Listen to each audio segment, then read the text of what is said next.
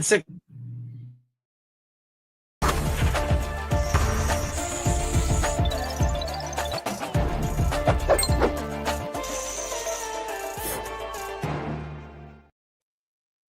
Welcome to the latest edition of Beyond the Arc. I'm John Gonzalez alongside our NBA insider, Bill Ryder, kitted out in a Barca. What do you call it? Is that a hoodie? Little hoodie? Is that Little hoodie. By the way, I bought jacket? this in Spain.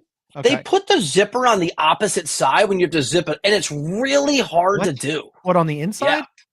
No, just the little latch and the zipper. Oh, yeah. Reverse it. Yeah. Oh, okay. All right. Well, I forgot to congratulate you on the win at Atleti the other day, because that was a big win. They're tough to beat at the Metropolitano. So nicely done. We're a soccer podcast. Yeah. So you'll love this. They were down 2-0 in the 70th minute, and they won 4-2. It was amazing. We've been lobbying the bosses to let us be on the soccer shows, and maybe one day they'll let that happen. All right, later on in our show, Draymond makes the case for DPOY. The case is basically give it to me. I have earned it.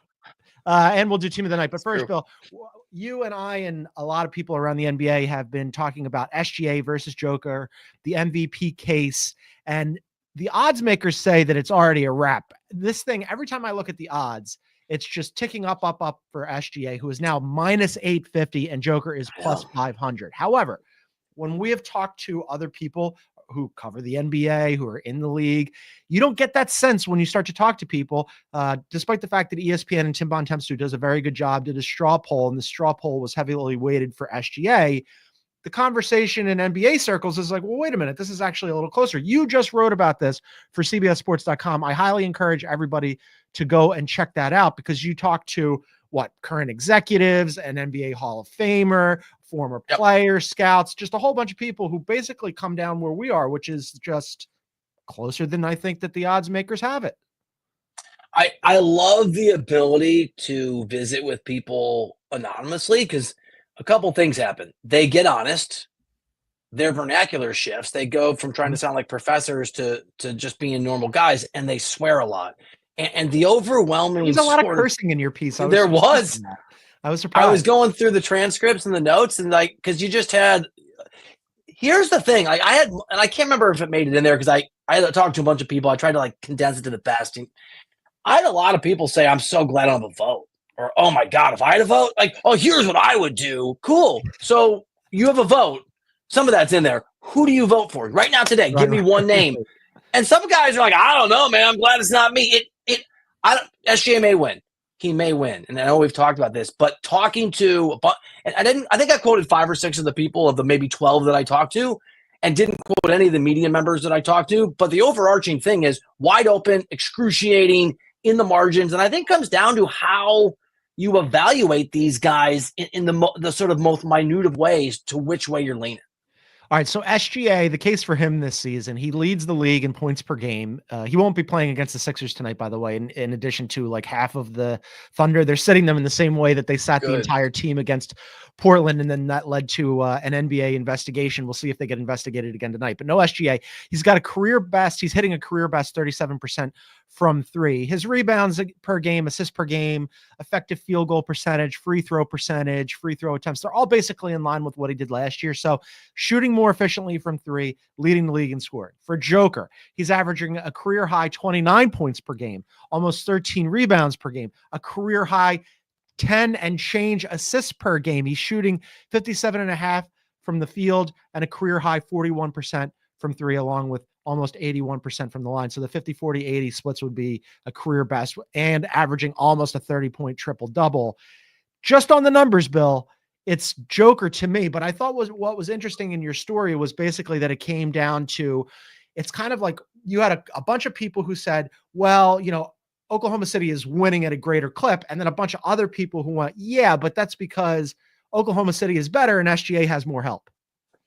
Which, by the way, is I tried in these conversations not to give my answer. I had a few people say, well, what do you think? And I didn't tell them to the end. I didn't, you don't want to bias the jury pool.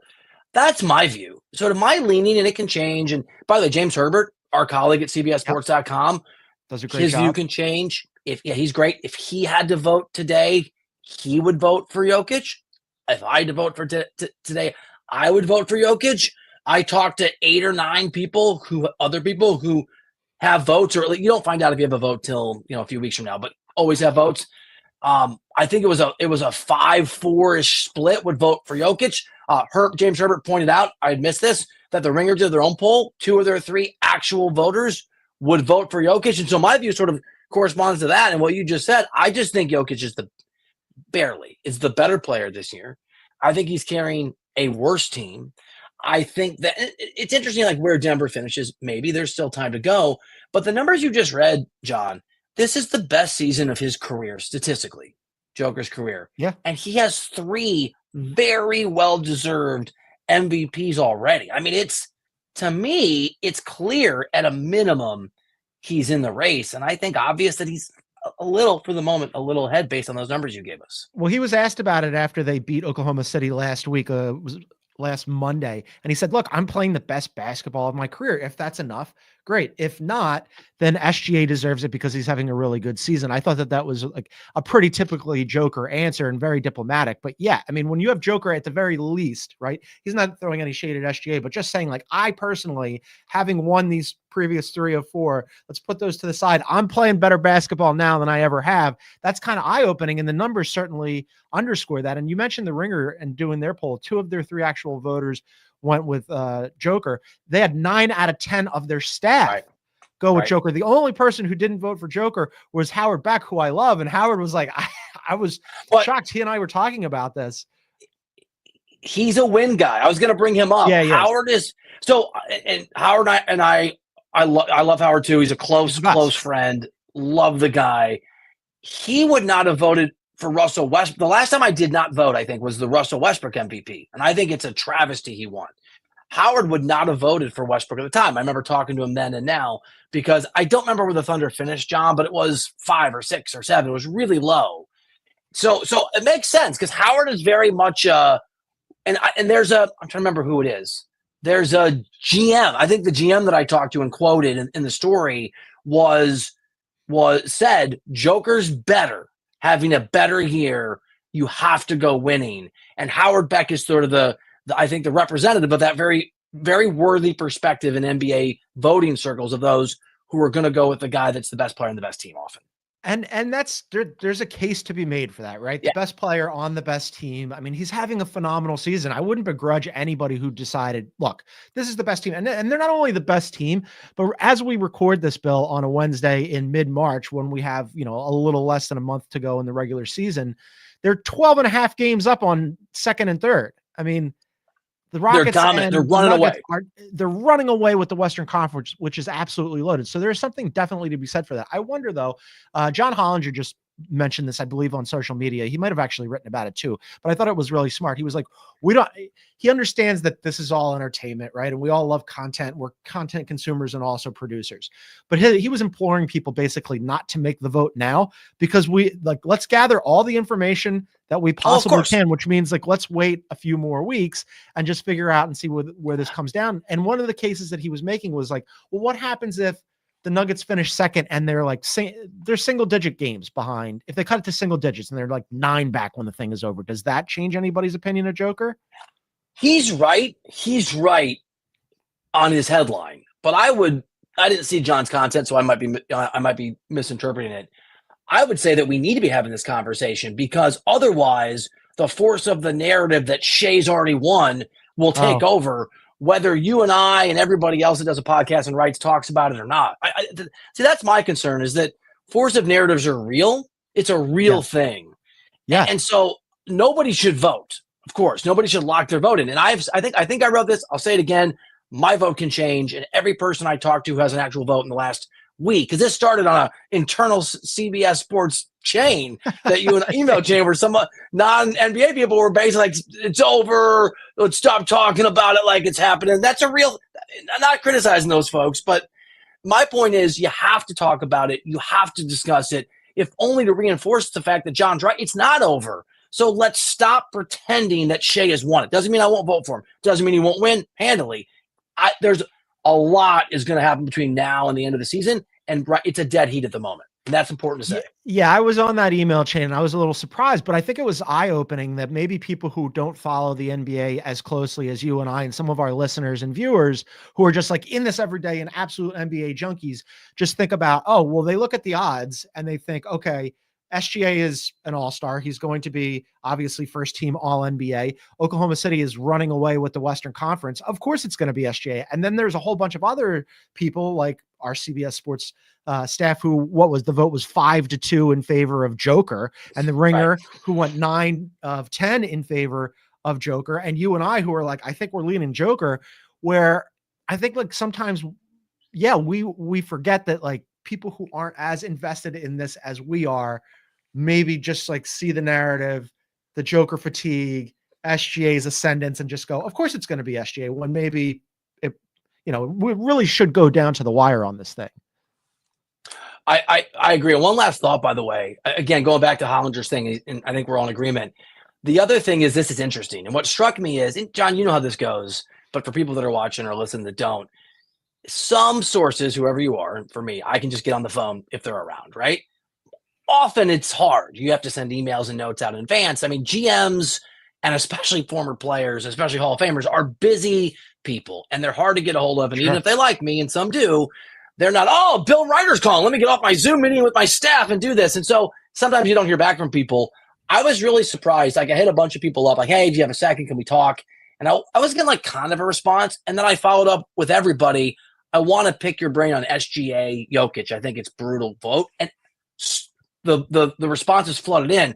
And what it told me is, you're a GM, you're a scout out at these NCAA tournaments, you're some rich former player sitting on your island, you're a Hall of whatever, all these guys, they are into this topic. Like it connects with people in NBA circles, because it is a really interesting case study in how do you separate these two dudes. Which is why it kind of bums me out that there's even voter fatigue on this thing. That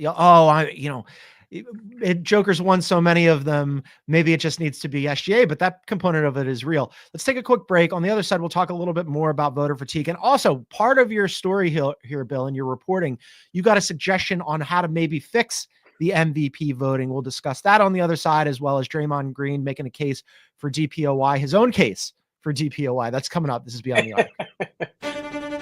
12 teams, one epic battleground, and it's the most feared of them all, San Francisco. This city is legendary for high winds, brutal tides, and an eerie, unforgiving race course. It's all or nothing.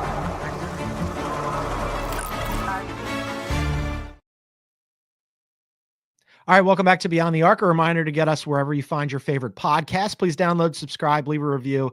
And if you're listening on Spotify, if you look below the play button on the Spotify app in full screen mode, you can leave us a comment or a question about the show. Producer Aaron points out that voter fatigue already stole one MVP from Joker. He's alluding to Joel Embiid's MVP, where I thought, in that season, and I am admittedly a little bit biased because of my affiliation with the city of Philadelphia. But in that season, I made it a dispassionate case that defensively, Embiid is a much better player than Joker. Now, that said, once the playoffs rolled around in that season and Joker had an historic run and they ended up winning the NBA championship, I immediately was like, oh no, yeah, that was a mistake. Forget about whatever defensive numbers Embiid was putting up. Joker was so dominant that it was evident to me and everybody else that, yeah, that's the best player in the world. And like, you can't really deny it. I'm going to tell you, you and I did not know each other and we're not working together when this vote happened. I'll tell you my vote now. I caught a lot of flack for this from Philly people and sources sort of in that orbit with a laugh because Embiid won. But I found it excruciating. And I thought, but I went Joker won on that. On my actual I to vote. Giannis 2. Giannis 3. Yeah, I did. I did. In retrospect, I definitely would have had Embiid 2. But there was a case for Giannis in that season. And Giannis has even said, I mean, like Giannis's last MVP was however many years ago, but he told his brother Thanasi that, I'm probably never going to win an MVP again. And I'm perennially a first team all NBA guy. So for Giannis can't even get into the conversation. I think it says something too, that like we're always looking for the next guy, the new guy. And that Joker has been so undeniable that, in a year where any other year SGA would be the guy, people are like, oh man, even with the voter fatigue, his numbers are really ridiculous. It's not close by. It's SGA by a country. I don't know about this. Is it?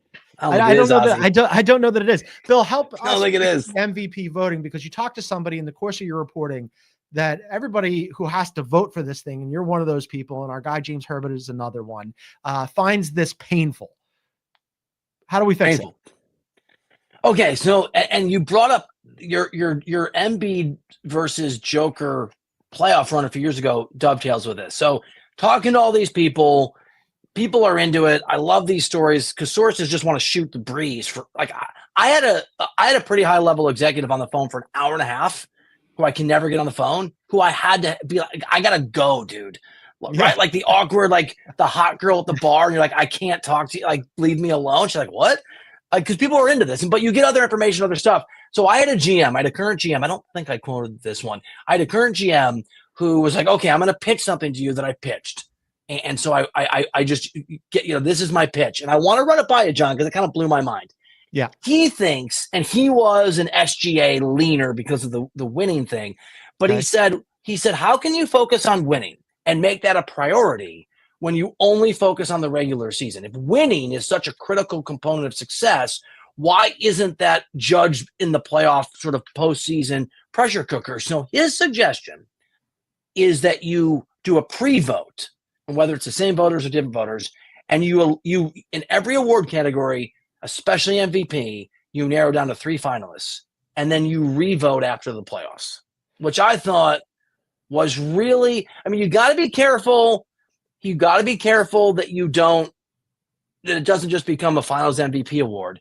But his point was, now we have conference finals MVPs, but that wasn't true for a really long time.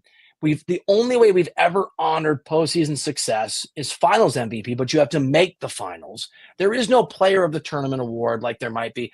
I think it's interesting. And I think in the NBA, especially where the playoffs are 2 months long and you have to win 16 games. So if you're dominant, you're playing 20 games, playing a quarter of a season on top of the regular season.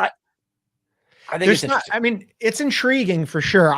My first hesitation is that you already have conference MVPs and then finals MVPs.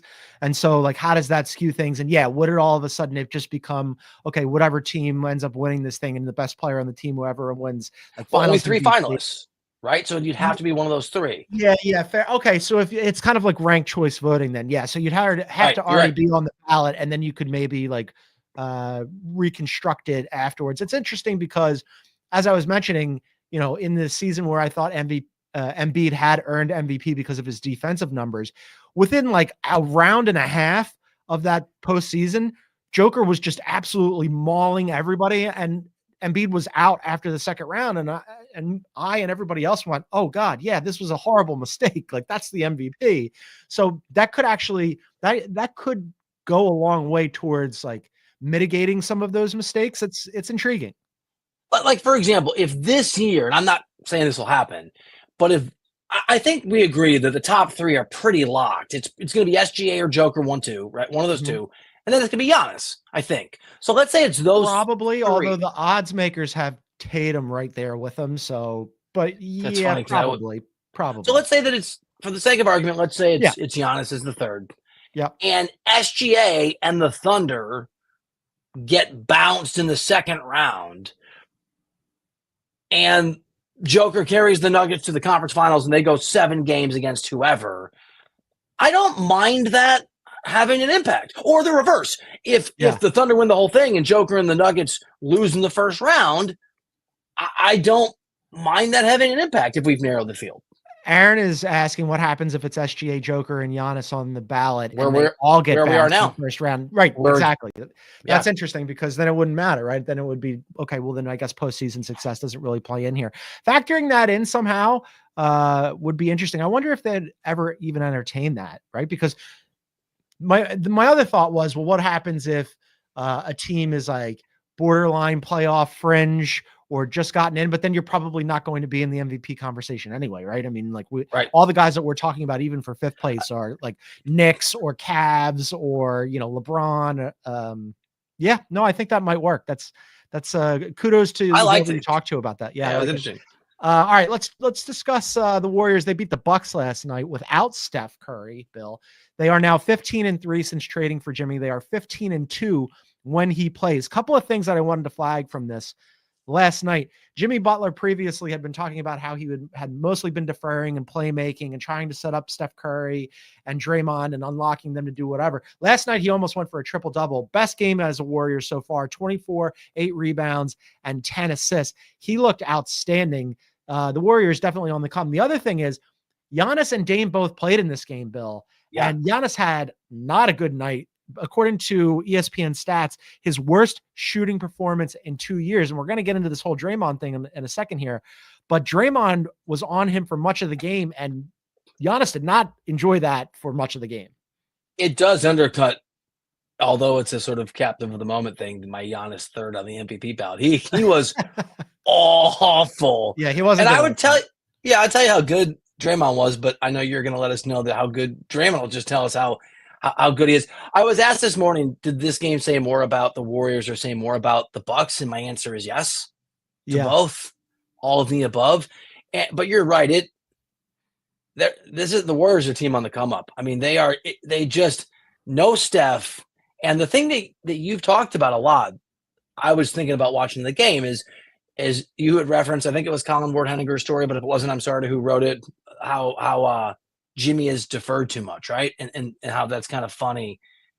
He was the man. I mean, he distributed, he did everything, but he was the best player on the floor by far in a game that feels important because both these teams are playing for seeding. Yeah, it was Colin's story about how Jimmy has been trying to defer, but the headline made me laugh because it was something like, "Is Jimmy Butler too selfless?" or something. That's what it was. It's like everybody in Miami is just really angry about this right now. Let's take another break, and then on the other side, we'll discuss Draymond Green acquitting himself really well last night and where the DPOY conversation is right now with a few weeks to go in the regular season. That's coming up. This is Beyond the Arc. We dig it. Do you?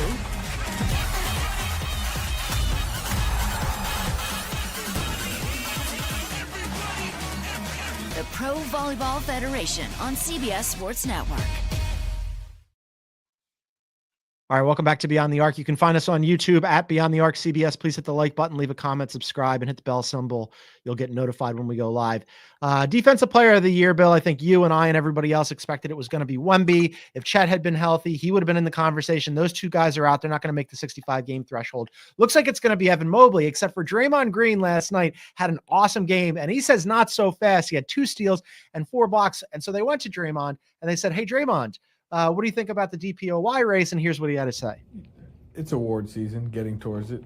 Do you think you have a Defensive Player of the Year case this year? I think, obviously, we keep winning and close this year out strong. Most definitely. I look around the league, I don't see many players impacting the game on the defensive end the way I do. I don't see many players completely throwing off an entire team's offense the way I do. So, 1,000%. Especially with Wemby going down, it seemed like he had it won, and now it's right there. So, 1,000,000% I have a case, and I'll continue to build that case for these next 13 games. But tonight, I think, was a prime example of it. My favorite part about that, Bill, is he's talking it through, and he said 1,000% I have a case. And then the more he talked, he's like, I got to up that number. 1,000,000%. 1,000,000% for Draymond. He talked himself into it. I have to tell you, you may not share this view. I used to love Draymond. This is the moment I realized he jumped the shark for me watching this the first time, because I can't not hear his obnoxious Karl Anthony Town comments now every time the guy speaks. And it takes away a little bit of because he's such a smart dude. He is. What I need to do, and I haven't done this, so I can't be informed on this in the way that I want. What I really need to do is just find a way to crack the code on how, the team's defensive ratings when these guys are on the floor and how they compare. Like, that's if you really want to get in, because he is amazing, but so is Evan Mobley. I mean, in both those defenses are pretty similar in terms of like where the range that they're at as a team. And I like, we've discussed this, I like the idea of voting for somebody whose team is A, defensively impressive, and B, that's a important part of what they're about. Defense kept the Warriors head above water to whatever degree that happened pre-Jimmy Butler, and the Cavs are the best team in the NBA, or one of the two best teams in the NBA, because they have that balance, and that defense is critical to that, and Mobley's a big part of that. So and there's other names too. He has a case. I still think it's Mobley's to lose. It is, according to the odds makers, Evan Mobley minus 300, Draymond plus 850 now, and then followed by Dyson Daniels, Lou Dort, and Triple J. If Triple J makes the 65 game threshold, it looks like the top 5 is pretty well locked there now with all these injuries. I think it's Evan Mobley too. I will say recency bias. Last night, the Cavs lost a back-to-back game against the Clippers. So for first time they've lost back-to-back games since mid-January. But Evan Mobley, who I think has a fantastic case for DPOY. I don't know if you saw this, but James Harden absolutely put Evan Mobley on skates. I'm not saying that should like crater Evan Mobley's Defensive Player of the Year case. I am saying, however, tough look for the Defensive Player of the Year, because he was out on the perimeter and Harden just had the ball on a yo-yo and went right to the rack on him. And afterwards he did this bit, like he was shocked. He shocked himself, and poor Evan Mobley, it didn't go great for him in that moment. What I'm hearing you say is, I'm not saying that it should cost him the race, but I'm not saying it shouldn't. That's what I'm hearing. I think that James Harden would dine out on that for a long time, is what I'm saying. Yeah, he should. No, I mean, look, Draymond, if Draymond is in the conversation, and he should be, right? I mean, we should at least discuss it and entertain it. Part of it should go to, if it ended up with Draymond, part of it should go to Jimmy Butler, because since Jimmy Butler's arrival, they've got the second best defensive rating. I mean, he hasn't just unlocked Steph Curry to go crazy and be super hot offensively, but also Draymond to just go out there and be like such a whirling dervish. And last night you saw it. I mean, like without Steph Curry, Jimmy Butler was the offense for that team last night. And Draymond was like, cool, I'm going to go lock down Giannis. And it worked. It worked really well. So, and locking down Giannis, it's interesting. Like, and I know we're going to run out of time here, but we've talked about voter fatigue on Jokic, and it's an important thing to talk about. And all these guys I visited with that column brought it up on, not all, but many brought it up unsolicited. I wonder if there's not voter fatigue, but I wonder if we've just gotten too accustomed to how great Draymond is defensively, that even I sort of fall for the shiny new thing rather than just the, hey, Draymond might be doing what he always does, but it's still amazing. Steady, consistent, amazing. I think it's also part of why they've been willing to put up with his antics for so long, because offensively, you know, he's not a great scorer. He's not a great shooter, but he does, and not just defensively, but like he's an awesome passer. I mean, like such a smart, clever passer, really fantastic rebounder. He's great on the break. He can run the point in a pinch. I mean, like he's a really good, complete basketball player, absent the fact that he's like a minus shooter. And you know, I guess, and ultimately that means you can punch your teammate in the face and get suspended. I was just thinking the same thing. We're going to just keep you around. It's going to be amazing. We've got defensive ratings though. Before we move on from this, defensive ratings for both guys on the floor, with Evan Mobley and Draymond Green. Producer Aaron is efforting that right now as we speak. I want to see how close this is. Dyson Daniels has dipped just a little bit. I think Lou Dort, SGA, some people have mentioned SGA in the conversation for first team all defense. I don't think he's going to get there. I think it's going to be Lou Dort as their main guy. And then Triple J would be my fifth guy for first team all defense. As we wait for these defensive ratings, they're a solid first team, right? Yeah. Mobley 108, Draymond 109. Okay. So the same, basically, roughly the same. And Nick, that's it. Yeah. I think it goes to Mobley. I think it's Mobley. I did too.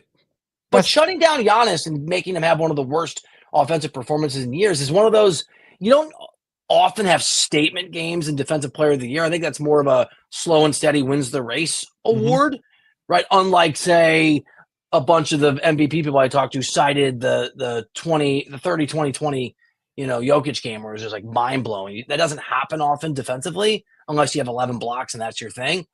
Shutting down Giannis the way that he did, that's a statement moment defensively. He'll be first team all defense for sure. All right, let's do team of the night. I mean, this is so easy and self-evident, and I was going to try to be cute, but I'm just going to go with the Warriors. And I mean, they just 15-2 when Jimmy's in the lineup. And more than that, like there's not a lot going on in sports, so people are really, especially in sports radio where it's generalist and it's people are angry all the time. Steph Curry says that he's tired. Quieted that crap. He's allowed to sit out a game. He's allowed to be tired. Yeah. Just His Jimmy Butler doing right. It's fine. Yeah. I bought a beer the other day. I went out with a buddy and got a beer, and the bartender knows it. And he goes, "Oh man, can you believe Steph complaining that he's tired all the time?" I was like, "Bro, that wasn't Steph. Right. That was Steve Kerr." But that's how. So just quiet and all that crap. Winning a big game, beating a Bucks team that's trying to avoid losing home court advantage. It's a big game. It's just a reminder of the Warriors are legit, man. And Jimmy Butler's. By the way, Steph is having an incredible season and has been largely available this year for a guy who's had his own injury issues.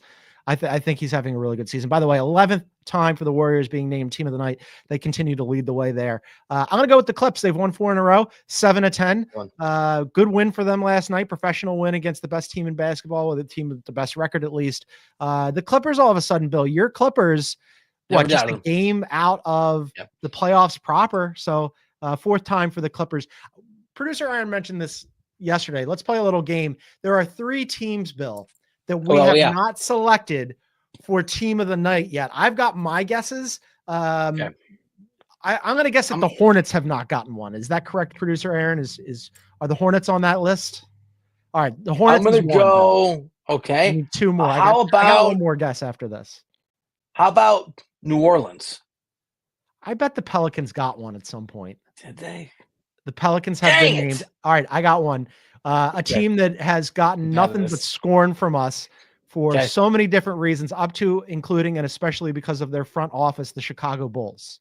Are the Chicago Bulls a team that? Yeah, there's 2. All right, we need one more. Man, have I told you this? I bet a trivia. If I did Trivial Pursuit to win it and someone said, name one of your children, but their names are Madeline and Henry, I would freak out and go, who is Sam? I wouldn't. I'm so, all right. Utah. All right. I'm going to guess that we name the Jazz at some point, because the problem with this game is that it's not just about being positive about these teams when we pick teams. Right? A lot of the times we'll do like a tongue-in-cheek, oh, the Raptors get one because they were tanking. What about the Wiz? Have the Wiz been named Team of the Night yet? This is the easiest one, he's saying, and the Wiz. Oh, you know what? Let me go Milwaukee, because I would never give a Doc Rivers team a Team of the Night.